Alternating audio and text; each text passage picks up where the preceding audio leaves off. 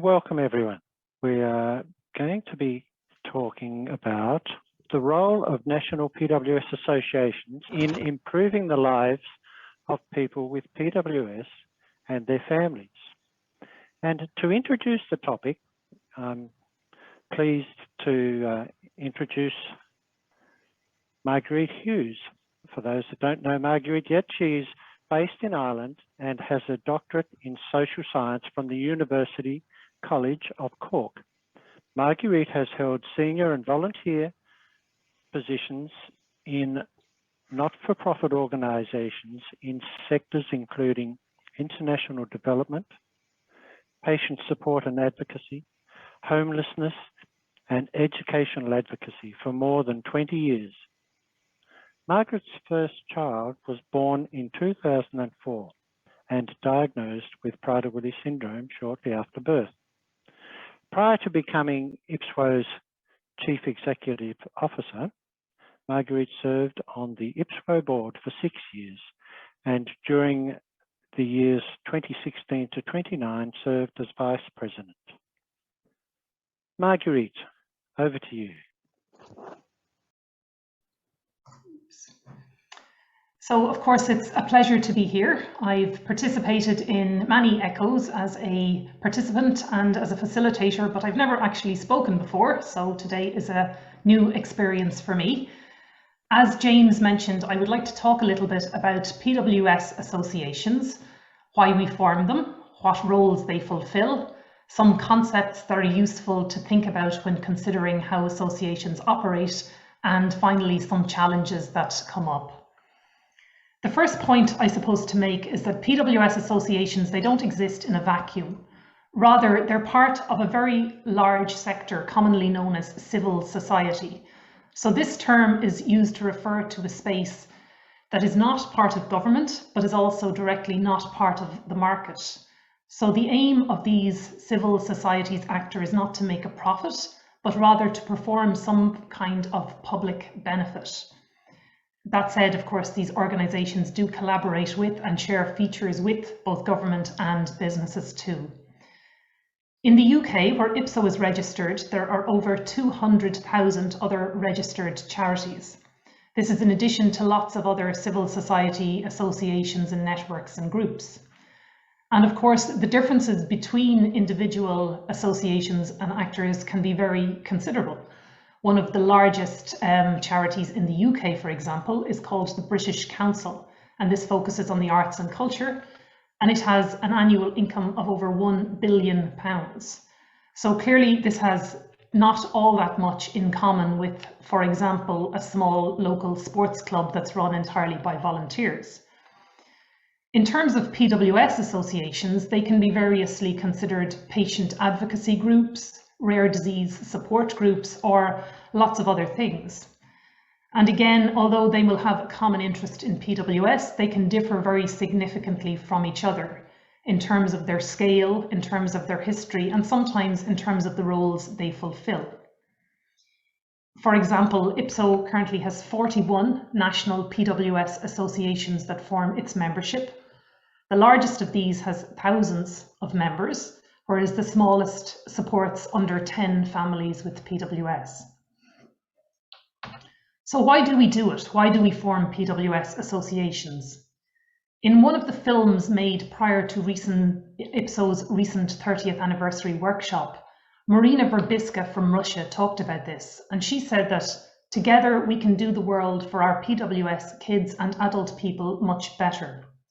So this idea that together we are stronger is very prevalent among rare disease groups. NORD, the North American Rare Disease Organization, for example, uses the tagline, "Alone we are rare, together we are strong."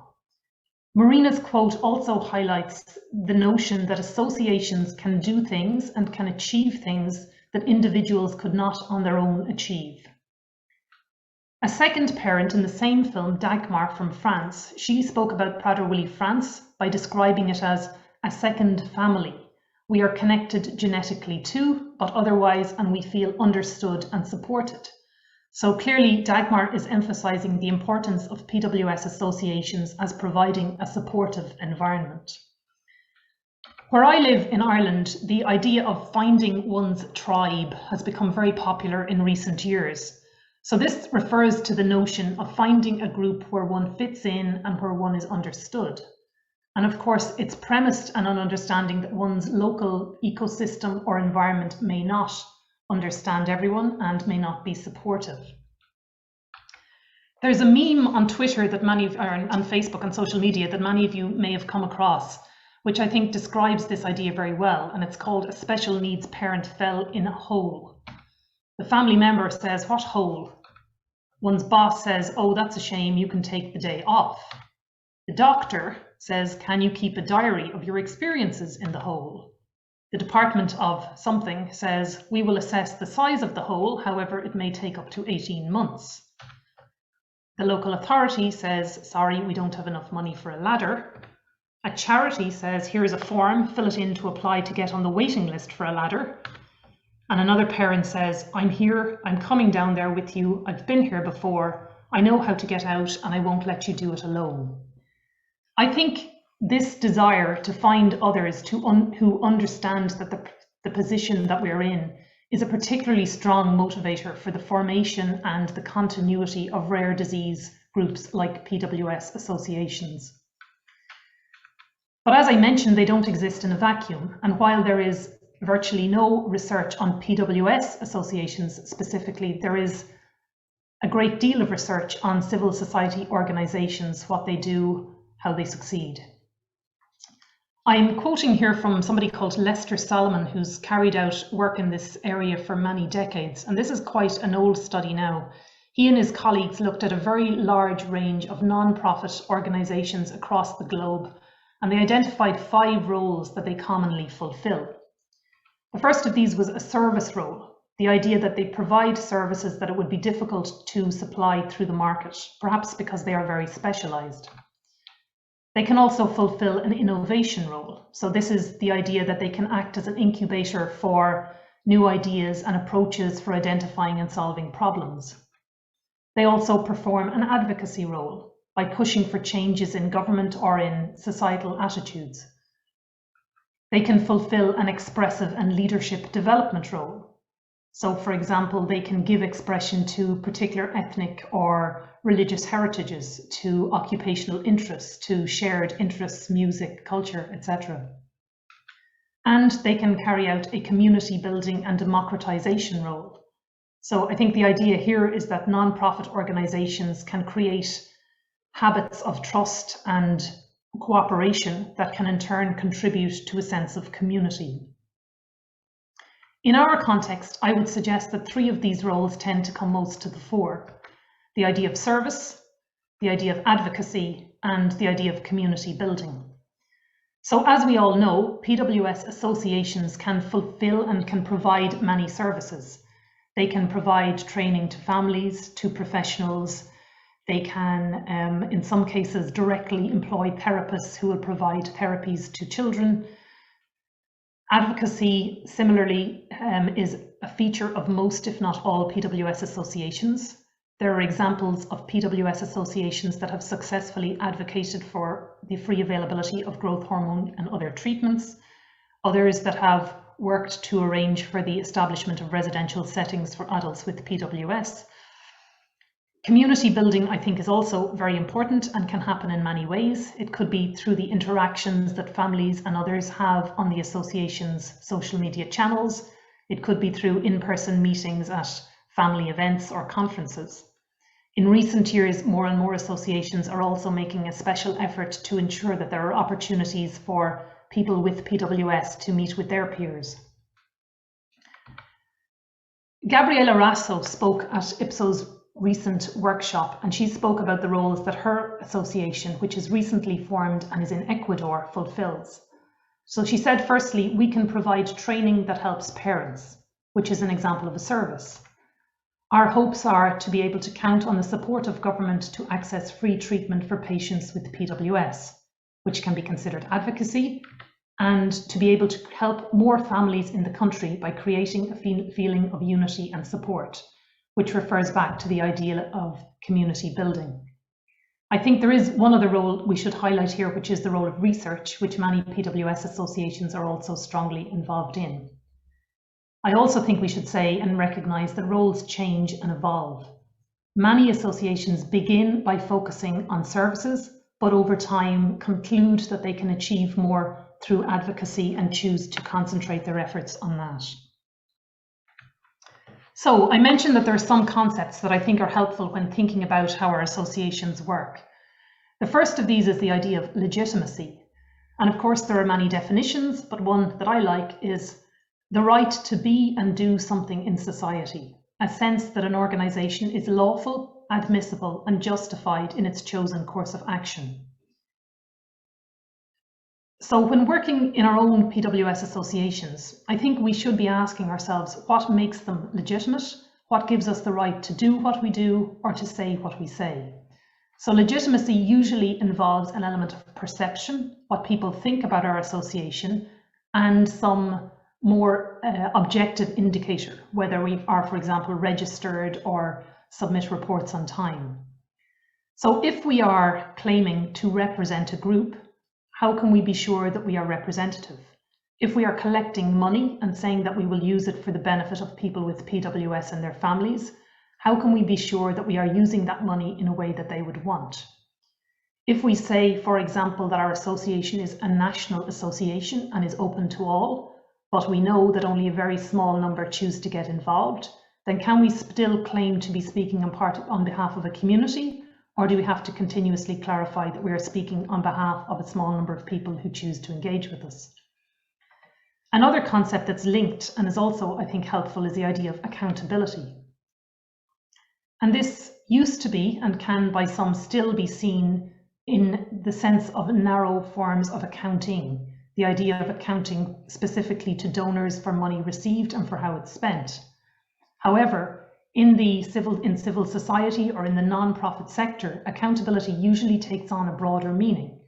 For example, the process by which this author refers to a non-governmental organisation, but it could as easily be a PWS association, holds itself openly responsible for what it believes, what it does, and what it does not do in a way that shows it involving all concerned parties and actively responding to what it learns.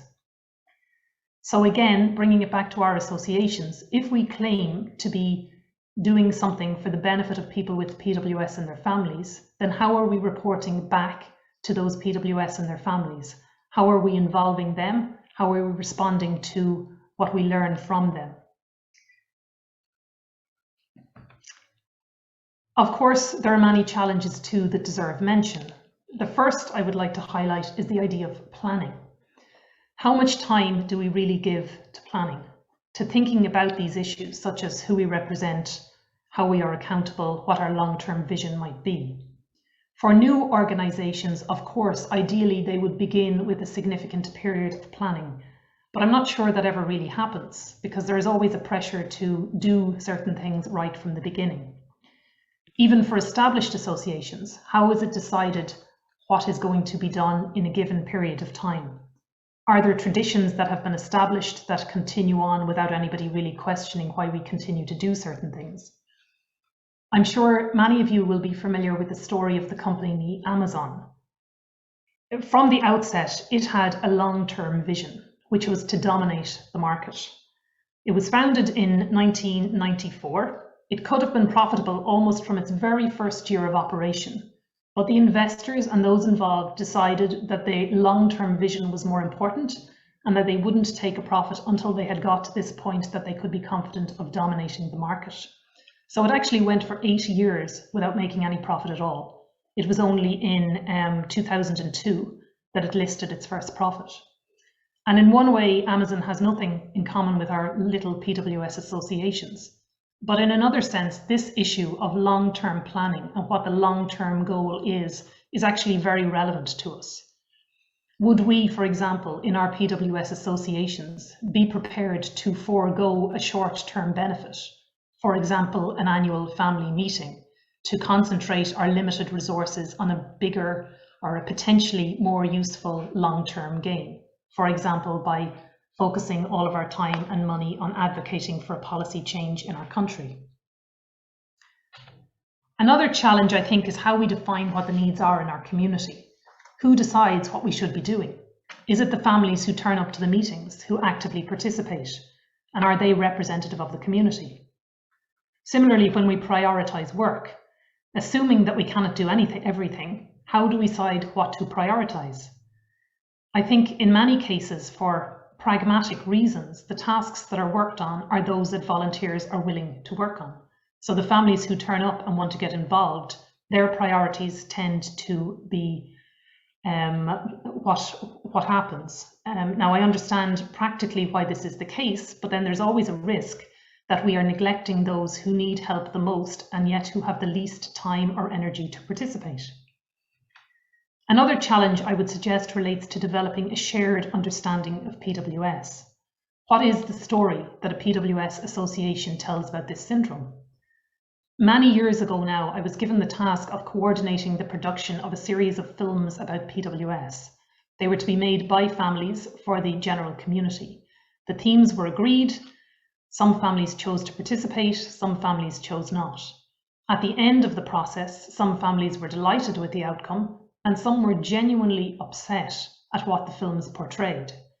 The families who had the greatest needs were least willing to participate, and for the most part, those were the families who were most upset with the outcome, because they felt that the films didn't accurately portray the challenges that they were facing. And I think this really brought home to me that even in a relatively cohesive community where there was a lot of goodwill, there were many differences in how people understood this syndrome. And normally that doesn't matter, but it does matter if one is engaging with policymakers or with the media or telling a story about the syndrome on behalf of a community. Of course, I have to mention resources. In most cases, there is never enough money, there are never enough people willing to work, and there is never enough time. So this is clearly a challenge we have to deal with. Another challenge is sustainability. In many cases, a strong leader will emerge. A PWS association will be very active for a fixed period, but once that person goes, there is little to fall back on. Similarly, the issue of how one keeps the community together is a major challenge. As we will all know, there are several countries that have more than one PWS association. There's one country that has 4 PWS associations. And clearly the people who established the 2nd, 3rd and 4th associations felt that the first association was not meeting its needs. So I think that's a challenge, because if the community is broken in that way, although there may be good reasons for it, it is harder to have a stronger voice in advocacy efforts. The issue of how we measure impact is also a major challenge, not just, of course, for PWS associations, but in the non-profit sector in general. To be sure, if we are being successful, we have to be clear about what it is we are trying to achieve. And even then, measuring whether or not we have achieved it is problematic. Finally, I'd like to raise the issue of inequality, which I've already touched on. This quotation is from Shika in India, who also participated in our workshop. And she said, "The children we have lost over the years have been ones whose parents have not kept in touch with us." So I think in many countries we would have the experience that some of the families who have the greatest needs, the greatest challenges, are least likely to get involved in the PWS association. So as a community, is there anything more we can do to support them, even if they are not actively involved? Finally, the pink on this map show the countries in which there are PWS associations that are registered with IPWSO. I think whilst clearly there are many countries in which formal structures do exist and we have good links with them, I think there's also a lot more to be done in this respect. And I look forward to our conversation. Back to you, James.